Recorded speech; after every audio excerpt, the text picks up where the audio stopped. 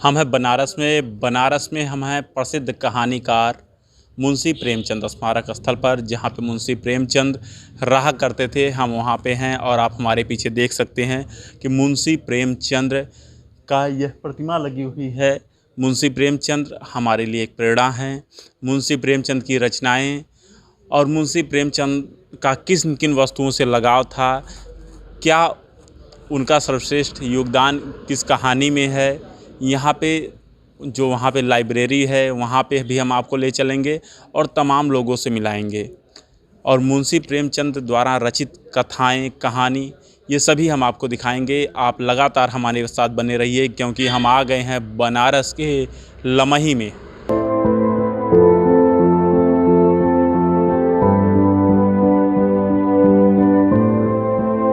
हम मुंशी प्रेमचंद के स्मारक स्थल पर हैं, जहां पर मुंशी प्रेमचंद की इस तरफ आप देख सकते हैं कि प्रतिमा लगी है और इस तरफ उनकी लाइब्रेरी है। ये लाइब्रेरी में आपको पुस्तकें भी दिख रही हैं, लेकिन उन पुस्तकों के बीच कुछ बच्चे अभी यहाँ पे आए थे टूर्स पे, हम देखे और उन्हीं में एक हैं। इनसे हम बातचीत करते हैं और जानेंगे कि मुंशी प्रेमचंद में ऐसा क्या रोचक है जो यहाँ पे लोग आते जाते रहते हैं। क्या नाम है मैम आपका? मेरा नाम है वर्षा पटेल। पटेल जी, क्या लगता है मुंशी प्रेमचंद हमारे लिए क्या हो सकते थे? मुंशी प्रेमचंद क्या हो सकते थे नहीं, वो हमारे लिए हैं और वो कर चुके हैं और उन्होंने जो किया है वो चल रहा है और शायद ये चलता रहेगा, क्योंकि मैं उनसे इंस्पायर हुई हूँ। मैं इंग्लिश लिटरेचर की छात्रा हूँ और मैं हिंदी लिटरेचर में इंटरेस्ट ले रही हूँ। क्यों? क्योंकि उन्होंने जो नारी समस्या को दिखाया है लोगों के सामने, लड़कियों के समस्याओं को प्रदर्शित किया है, किस तरीके से वो बाहर निकलती हैं, कैसे समस्याओं से जूझती हैं, फैमिली में सपोर्ट नहीं मिलता है, कैसे उनके दोस्त उन पर हंसते हैं और उनके चरित्र पे कैसे लांछन लगाए जाते हैं। तो वो मैंने फ़ील किया है, जो उनकी कहानी है वो शायद मेरे साथ चल रही है और सिर्फ मेरे साथ नहीं। अभी हम और आप ऑफ कैमरा जब बात कर रहे थे, आपने बोला कि मैं शादी नहीं करना चाहती हूँ। हाँ, मैंने बोला था मैं शादी नहीं करना चाहती हूँ, क्योंकि उसमें सबसे बड़ा रीज़न है दहेज और दूसरा ये है कि आपकी जो फ्रीडम होती है उसको बांध दी जाती है। क्योंकि मैं भी इंसान हूँ, मैं भी जीना चाहती हूँ, मैं भी काम करना चाहती हूँ, समाज को देखना चाहती हूँ, घूमना चाहती हूँ, नई नई चीज़ें खोजना चाहती हूँ। लेकिन एक शादी क्या होता है कि बहुत अच्छी चीज़ है, करनी चाहिए सबको, क्योंकि उसका भी फल मैं हूँ, आप हैं, सारे लोग हैं। लेकिन एक तरीके से मेरे अंदर डर बैठ गया है कि जिस तरीके से मैं अपनी उड़ान को भरी हूँ, कहीं वो बंद ना जाए, तो इस वजह से मैं नहीं करना चाहती। नहीं, अगर हम बात करें एक अच्छा जीवन साथी मिल जाएगा तो उड़ान और भी ज़्यादा बढ़ सकती है, ये भी तो हो सकता है। कहते हैं जब आपके विचार मिल जाती है किसी से, आपका व्यवहार लगता है कि नहीं मैं यहाँ पे सेफ़ हूँ, या फिर आप मुझे आगे तक लेके जाएंगे, सपोर्ट करेंगे, तो शायद हो सकता है। अच्छा, हम मुंशी प्रेमचंद के यहाँ हैं। मुंशी प्रेमचंद की कितनी आप जो है कहानियों को जानती हैं लगभग? अभी तो मैंने पढ़ना स्टार्ट किया है और जैसे कि यहाँ पे दुबे अंकल हैं जो कि मुझे गाइड करते हैं। जब मैंने शादी की बात की तो उन्होंने बताया कि प्रेम की बेदी उनकी कहानी है, पढ़ो, क्योंकि उसमें भी वो लड़की शादी नहीं करना चाहती थी, लेकिन लड़कियों के लिए परिस्थितियाँ ऐसी बदल जाती हैं कि उनको करना पड़ता है। फिर मैंने सेवा सदन पढ़ा, उन्होंने भी सजेस्ट किया था, क्योंकि उसमें क्या है कि एक लड़की कैसे कैसे कैरेक्टर में ढलती है। वो पहले क्या थी, सामान्य घर की लड़की थी, फिर वो घुंघरू बांधने तक पे मजबूर हो जाती है कि वो कोठे तक पहुंच जाती है, जहां वो अपनी सुंदरता का प्रदर्शन सबके सामने करने लगती है। तो वो किसी न चीज़ से प्रताड़ित थी, लेकिन लोगों ने उसको चरित्रहीन बता दिया। आप मुंशी प्रेमचंद के बारे में पढ़ रही हैं, तो अभी अब आपने स्टार्ट किया है, तो स्टार्टिंग पॉइंट में ये नहीं लगता कि मुंशी प्रेमचंद खुद में एक कहानी थे? वो खुद में एक कहानी थे और वो जहाँ जहाँ गए वहाँ से कहानियों को खोद खोद के निकाला है।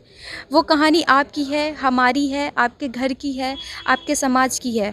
उन्होंने जो लिखा वो काल्पनिक नहीं है, वो सत्य है, वो आप देख सकते हैं। जब भी आप उनकी किताबों को पढ़ेंगे, आप उसके कुछ पार्ट को रिलेट कर जाएंगे कि अरे ये तो मेरे साथ हुआ, ये उनके साथ हुआ, ये हमारे बगल में हुआ। तो उससे मैं ज़्यादा अट्रैक्ट हो रही हूँ और ज़्यादा इंटरेस्टिंग हो रहा है कि नहीं, learn more and more and more, read more and more, ऐसा। आप यहाँ कब से आ रही हैं? लगभग कितने दिन हो गए होंगे आते हुए? मुझे अभी लगभग जनवरी से मैंने स्टार्ट किया है और फिर मेरे कॉलेज भी होते हैं, एग्ज़ाम्स भी होते हैं, तो मैं वीकली आती हूँ यहाँ पे। और एक किताब मैं पढ़ती हूँ, लेके जाती हूँ, बहुत आराम से पढ़ती हूँ। It will take hardly 15 days 20 days. यहाँ पे आने पे कैसी अनुभूति होती है? शांति, शांति ना? शांति मिलती है। इसकी शहर के शोर से एक एकांत में गांव है जहाँ पे ये लाइब्रेरी है। दोपहर में थोड़ा सा प्रॉब्लम है, लेकिन शाम को सुकून है।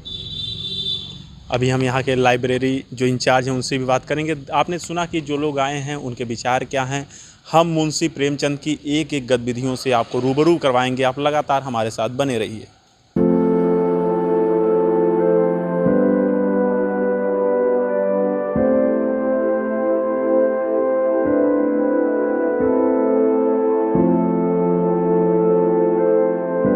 हम हैं मुंशी प्रेमचंद की लाइब्रेरी में और आप जो दीवारें देख रहे हैं ये पूरी पुस्तकों और चित्रों से भरी हुई हैं।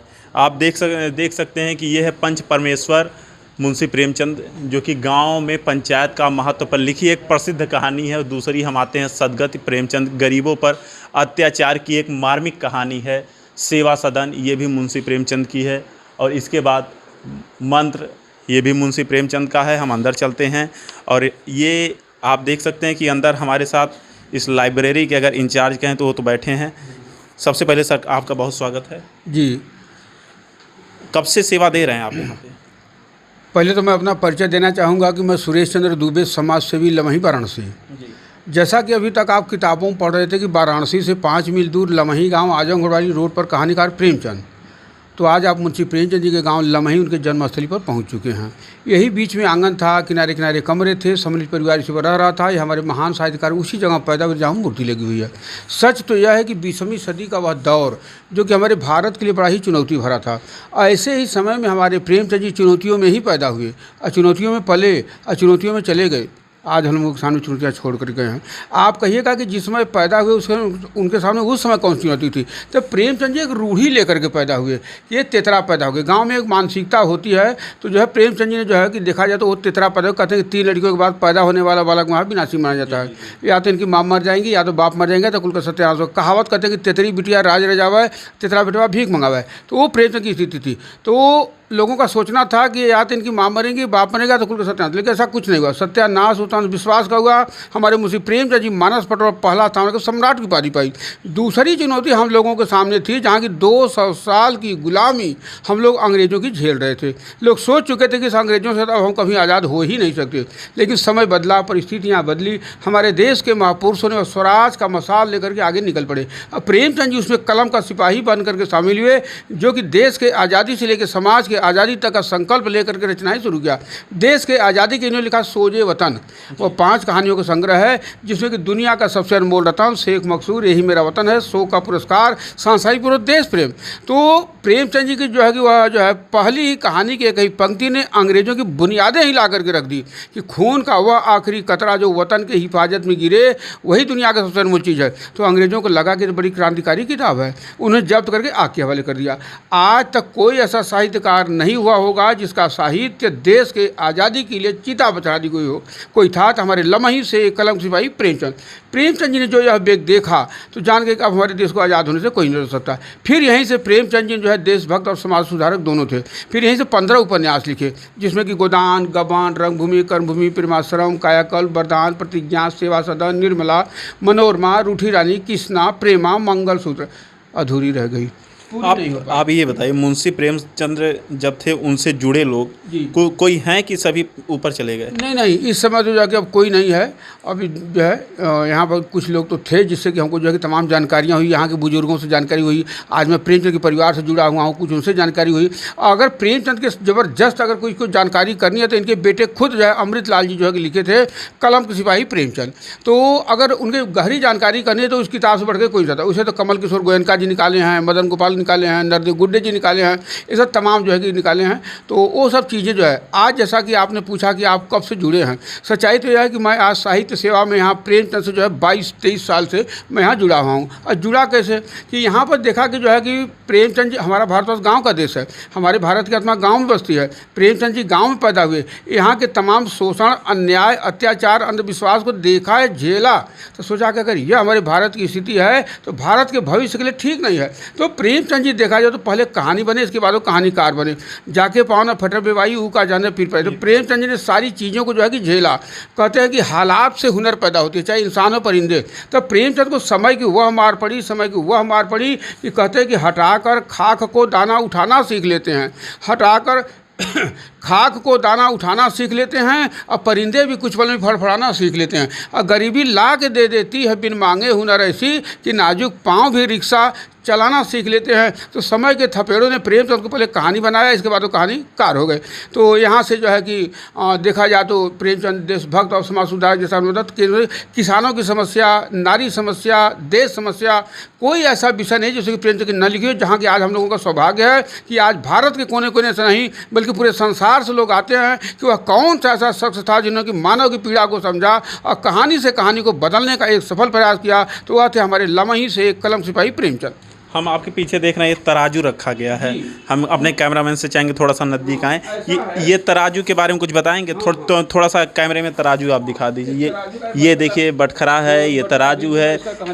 ये बटखरा देखिए काफ़ी पुराना दिखाया जा रहा है। ये सब ऐसा है जी कि प्रेमचंद जी कुछ कहानी अपने घर से, कुछ कहानी अपने शरीर से, कुछ अपने गांव से, इसके बाद जहाँ जहाँ जाते रहे वहाँ वहाँ से कहानियाँ लिखते रहे। तो कुछ कहानी जैसे कि 2 बैलों की कथा, वो कहानी यहीं से लिखी गई। अब लिखी कैसे गई कि प्रेमचंद जी का पीछे बैठक है, उसमें बैठ करके लिखते थे।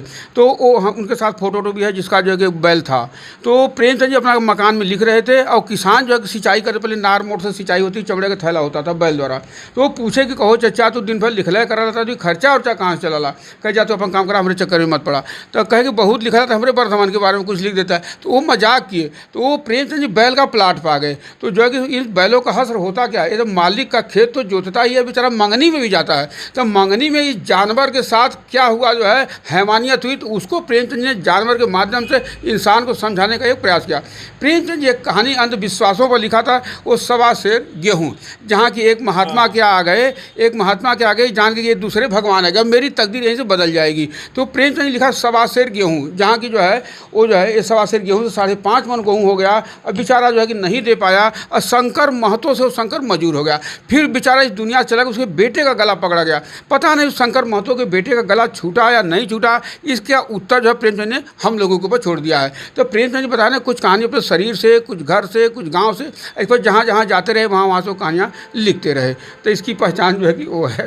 अच्छा, आप देखिए ये पीछे हम देख रहे हैं हुक्का भी रखा गया है। ये हुक्का भी रखा गया, हम देख रहे हैं। आप देख सकते हैं कि हुक्का, अब ये हमारे साथ दुबे जी हैं, ये बताएंगे हुक्का कैसे क्या होता है। कि ये संबंधों को जोड़ता भी है, संबंधों को तोड़ता भी है। पहले गांव था, लोगों में यूनिटी अच्छा रहती थी, एकता अच्छी रहती थी। तो लोग बैठते थे तो वो अपना जो है कि हुक्का घुमाते थे, इसमें जो है कि तम्बाकू रख दिया जाता था, गाँव होकर के लोग खींचते थे। तो अपना आपस में जो है कि दुख सुख, अच्छा बुरा सब कुछ अपना करते थे। तो अगर दोस्ती तो घुमाते थे। अगर किसी से बात बिगड़ गई तो पहले कहते थे कि पहले हुक्का पानी बंद करा, तो वो हुक्का पानी बंद होता। फिर अगर हुक्का चालू हो गया तो दोस्ती चालू, और नहीं तो फिर हुक्का पानी बंद। प्रेमचंद जी नौकरी छोड़ने के बाद ये चरखे का भी कार्य कर रहे थे। तो इसलिए जो है कि 16 फरवरी 1921 को जो है देश के आज़ादी के लिए त्याग पत्र दिया। फिर इसके बाद चरखे का भी कार्य कर रहे थे। तो ये चरखे को हमने यहाँ पर जो है कि लगा रखा है, जैसा कि आप जो है कि यहाँ पर देख रहे हैं। तो ये जो है कि ये है जो है। अच्छा, ये पीछे हम देख रहे हैं एक पूस की रात का बनाया हुआ है। हाँ, ऐसा है कि प्रेमचंद की कहानियों को देख लीजिए आप। यहाँ पर बाहर में जो है 2 बैलों की कथा, प्रेमचंद जब रोजगार भी दे रहे हैं, धंधा भी दे रहे हैं, नौकरी भी दे रहे हैं, पहचान भी दे रहे हैं, और जो है कि आप देख रहे हैं। तो ये कहानी के माध्यम से हमने बनवा करके एक को रोजगार मिलेगा, एक प्रेमचंद की कहानी का प्रचार प्रसार होगा। एक पहले विलुप्त होती स्मृतियाँ, जैसा कि आप देख रहे हैं, लालटेन है, और उधर जो है कि रेडियो है, गैस है। आप देखिए ये तब का ट्रांजिस्टर लगता है जब मुंशी प्रेमचंद रहे होंगे, और देख सकते हैं कि कितना सुरक्षित रखा गया है। मार्च है वो घड़ियां हैं, उस समय ऐसी चलती थी। तब टेलीफोन भी था क्या जब मुंशी प्रेमचंद जी थे? नहीं, टेलीफोन नहीं था उस समय का टेलीफोन। ये जो है पीछे पिचकारी लगी प्रेमचंद होली में। आप देखिए जब मुंशी प्रेमचंद होली में थे तो उनकी एक हम आपको पिचकारी दिखाते हैं। ये देखिए कितनी ज़बरदस्त पिचकारी है, उस समय की पिचकारी है। और इसी सब चीज़ों से यहाँ पे हैं। यहाँ पे मुंशी प्रेमचंद की यादें भरी हुई हैं। ये जो है ये आप देख रहे हैं पेंटिंग नारी समस्या पर देखिए, सुहाग का सौ ये सुहाग का सौ, पूरा बनाया गया है। सुहाग की साड़ी स्वामी विवेकानंद, चंद्रहार मुंशी प्रेमचंद की रचना। गोदान, गोदान तो काफ़ी फेमस इनकी रचना है। और ये देखिए, ये पतंग प्रेमचंद की, यह भी एक सबसे बड़ी पसंद थी। ये पतंग जो रखी गई है ये भी मुंशी प्रेमचंद की। आप देख सकते हैं कि ये पतंग, ये सारी चीज़ें बहुत ही पुरानी है। और ये देखिए, ये दुर्लभ तस्वीरें हैं हमारे साथ। ये लगातार दुबे जी हमको दिखा रहे हैं, बताएंगे इसके बारे में। मेरा जो है होता है कि लोग आवे हैं प्रेमचंद मैं होकर के जाएं, तो ये प्रेमचंद मात्र 3 साल के हैं। अभी जानिए उस समय का फोटो, इनके पिताजी, इनके माताजी। अब इनका जो है मिजाज देखिए, ये टोपी देखिए, तो प्रेमचंद कैसे रहेंगे। लोग कहते थे वो तो गरीब थे, लेकिन ऐसी बात नहीं है। जो है कहते कि गरीबी हर लोगों के ऊपर जो आते, मजबूरी हर लोगों को होता है। ये प्रेमचंद जो है, ये प्रेमचंद की धर्म पत्नी और उनकी परपोती, ये उस समय का जो है कि ये फोटो है जहाँ की हमने जो है कि अपने ये प्रयास पत्नी है और परपोती जो है। हाँ। और ये रावत पाठशाला गोरखपुर, जहाँ से प्रेमचंद जी ने जो है मिडिल पास का 6 से लेकर 8 तक शिक्षा प्राप्त की गोरखपुर से। ये मुंशी प्रेमचंद जहाँ पे पढ़े थे, या वहाँ की दुर्लभ तस्वीरें हम लगातार आपको न्यूज़ टुडे उत्तर प्रदेश में दिखा रहे हैं। और ये जो है धर्मपत्नी उनकी हैं, जो कि एक लेखिका भी थी। तो इसको हमने यहाँ पर आपको हम दिखाना चाह रहे हैं। और ये भी जो बुजुर्ग हैं उस समय का है। और ये पुराना मकान, इसका जो है कि मरम्मत कराया गया पीछे वाला। तो ये पुराना मकान, इसी में प्रेमचंद बैठ करके लिखते थे। तो ये जो है कि वो है प्रेमचंद के ऊपर जो है कि शालिग्राम शास्त्री प्रेमचंद को मुकदमा कर दिए थे। तो ये जो है ये जो है उनका है शालिग्राम जी का फोटो। और ये जो है सेवा सदन, जिसमें प्रेमचंद को सम्राट की उपाधि मिली। तो ये जो है ये प्रकाशक जो है कि यही हैं जो है। तो ये जो है कि ऐसे से प्रेमचंद की वंशावली, डिग्री, हैंड राइटिंग, वो सब चीज़ें हम तमाम। हम जिस स्थान पे हैं यहाँ पे मुंशी प्रेमचंद की यादें जुड़ी हुई हैं। यादें हम इसलिए कह रहे हैं कि ये जो आप मकान देख रहे हैं ये मुंशी प्रेमचंद ने बनवाया है। तब के समय में मुंशी प्रेमचंद यहाँ लिखा करते थे। और जब ये लिखते थे उस चीज़ के बारे में सबसे ज़्यादा दुबे जी बताएंगे, क्योंकि दुबे जी यहाँ के एक एक चीज़ों से पूरी तरह ज्ञान है उनको, एक एक चीज़ों का ज्ञान है। तो यही बताएंगे। दुबे जी इस स्थान के बारे में बताइए जरा। ऐसा है कि जैसा कि हमारी प्राइमरी शिक्षा लमही से ही शुरू हुई। रोड के उस पार जो है मेरा घर पड़ता है। तो पहले तो हम खिलवाड़ के रूप में देखते थे कि अब बाहर से ही अंग्रेज क्यों आ रहे हैं, इस मूर्तिया के आगे पीछे ही घूम के चटपट फोटो क्यों खींच रहे हैं। अब हम अपन फोटोया खिंचा लेना होने को फोटोया विदेश में चल जाई। तो उस समय एक बचपन था। फिर प्रेम के कहानी से मुलाकात हुई, जैसे गुल्ली डंडा, ईदगाह, पंचपरमेश्वर, दो पलों कथा, बूढ़ी का की मंत्र, कफन सवा सिर गेहूँ, सदगति का ठाकुर को कुआं। तो मास्टर साहब इंपॉर्टेंट लगवाते कि याद के लिए जरूर आएगा। पास होने के लिए कहानी पढ़ने थी, प्रेमचंद नहीं। लेकिन आज जब हमने प्रेम की कहानी को पढ़ा, मैं खुद कहानी बना, तो आज कहानी बताते बताते मैं खुद कहानी गया। तो प्रेमचंद कौन थे, क्या थे, ये क्यों जो है कि विदेशों तक छा गए। तो वो चीज़ें लोगों के अंदर एक बेताबी होती है। तो आज मैं जहाँ खड़ा हूँ, यह प्रेमचंद के जो है कि पूर्वज द्वारा बनवाया गया एक बैठक जो कि आप देख रहे हैं, ये यहीं था। प्रेमचंद लिखने का कार्य पहले इसी में करते थे। फिर 1930 देखिए अंदर आइए। हाँ। अंदर हम चलते हैं। ये जो स्थान है यहीं पे प्रेमचंद इसी कमरे में बैठते थे। और हम कमरे में चल रहे हैं। इन्हीं कमरों में मुंशी प्रेमचंद बैठ के अपनी कहानियाँ लिखते थे। और दुबे जी लगातार हमारे साथ बने हैं। दुबे जी बताएंगे। हाँ, तो ये जो है पहले का, जैसे आप अरवा देख रहे हैं, तखा देख रहे हैं। तो फिर 1930 में प्रेमचंद जी इसको मकान का रूप दे दिया।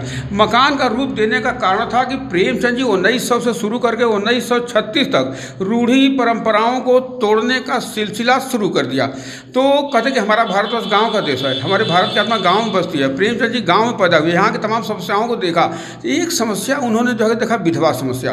तो सोचा कि इतने कम उम्र विधवा होने जाएंगी कहाँ। तो उसमें विधवा विवाह, अंतर्जातीय विवाह दोनों पर प्रतिबंध था। लेकिन प्रेमचंद जी ने विधवा शादी जो है कि प्रतिज्ञा किया, विधवा शादी किया। हंस रहे होगा कि लोग घर में घुसने नहीं दिए। और जो है कि फिर प्रेमचंद जी की सवेरा राणे का मुँह के देखी। तो फिर प्रेमचंद जी चले आए इधर, इसको जो है कि मकान का रूप दे, फिर रहने लगे इसमें। फिर यहीं से जो है एक भारत की पहचान उन्होंने कराई। आज जो है कि मानवता क्या होती है, वहाँ क्या होता है, तो सारी चीज़ें कहानी के माध्यम से भारत के तकदीर और तस्वीर बदलने का एक जो है कि संकल्प किया, उसको दिखाया। जहाँ के आज हमारे प्रेमचंद जी भारत में नहीं, भारत की सीमा को भी पार कर चुके हैं।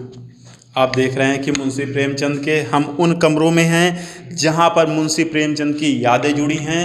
और मुंशी प्रेमचंद का यहीं से पले बढ़े हैं। और उन्हें लिखने का, कहानियों लिखने का जितना शौक़ था ये आप सभी जानते हैं, उससे आप छूटे नहीं हैं।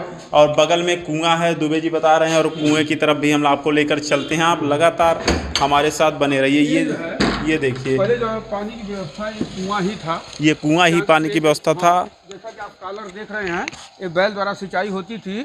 और पानी इसमें गया फिर खेतों में चला जाता था। तो प्रेमचंद जैसे गांव पर जो है गांव के लोगों से मिलना जुलना और बातचीत करना, बच्चों के साथ खेलना, तो ये सब जो है कि उनका ये जगह है। सामने जो है बगीचा आप देख रहे हैं उधर, अब तो यह रिसर्च सेंटर बन चुका है। अन्य तमाम बाग बगीचे जहाँ प्रेमचंद कभी उसी में गुल्ली डंडा खेला करते थे, कबड्डी खेला करते थे, आम तोड़ा करते थे। तो ये सब चीज़ें यादें आज जो है कि धीरे धीरे जो है कि ख़त्म हो रही हैं, लेकिन लोगों के दिमाग में रहता है कि यही वो जगह रहा होगा जहाँ से कि प्रेमचंद जी एक कहानी बन करके तमाम कहानियों का जो है कि रूप दिया और लिखा।